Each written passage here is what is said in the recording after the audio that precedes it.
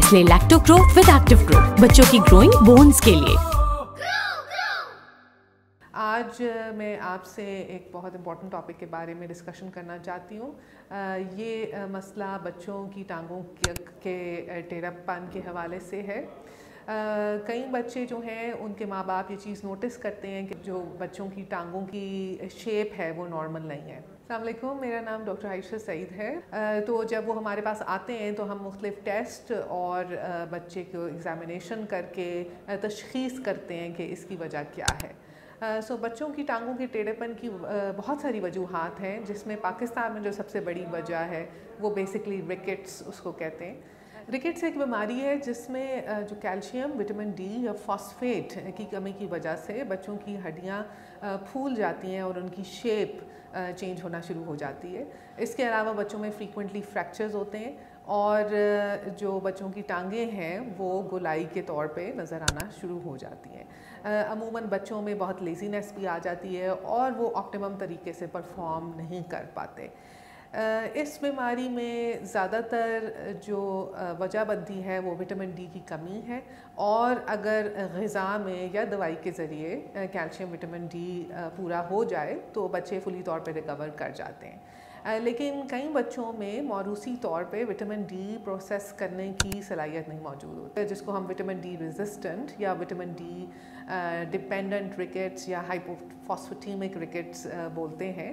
अगर ये प्रॉब्लम हो तो फिर जो है डिफ़ॉर्मिटी वो ज़्यादा रेजिस्टेंट होती है, और उस केस में बच्चे आम थेरेपी से रिस्पॉन्ड नहीं करते, और अगर डिफ़ॉर्मिटीज़ बहुत अरसे तक मौजूद रहें तो फिर सिर्फ़ और सिर्फ सर्जरी के ज़रिए उसको मुकम्मल तौर पे ठीक किया जा सकता है। जैसे कि हम बच्चों की हड्डियों की शेप के बारे में बात कर रहे थे, जिसको मैं आपको बता रही थी बाउड लेग्स के बारे में, तो ये रिकेट्स के अलावा और दूसरी वजूहात भी हैं जिनकी वजह से बच्चों की टांगों की शेप एबनॉर्मल हो सकती है।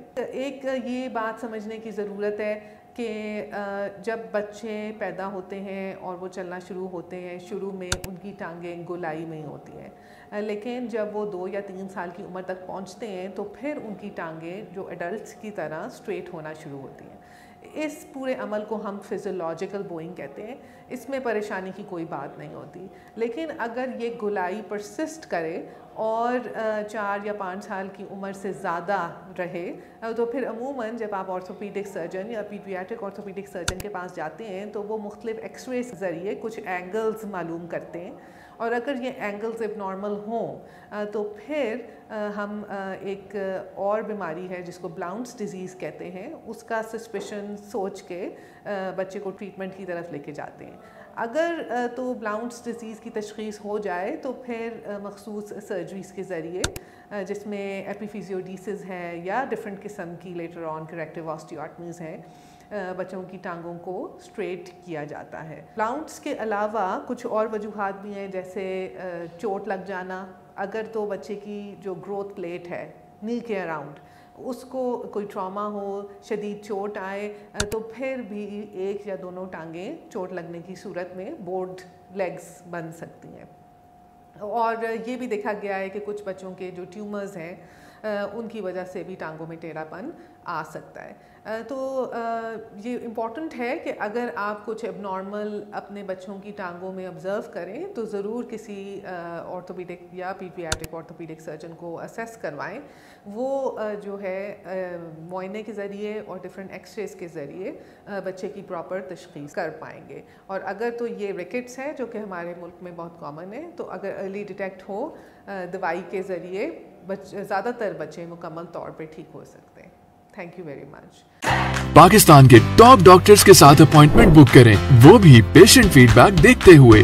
आज ही ओला डॉक ऐप डाउनलोड करें। ओला डॉक, डॉक्टर का अपॉइंटमेंट आसानी से।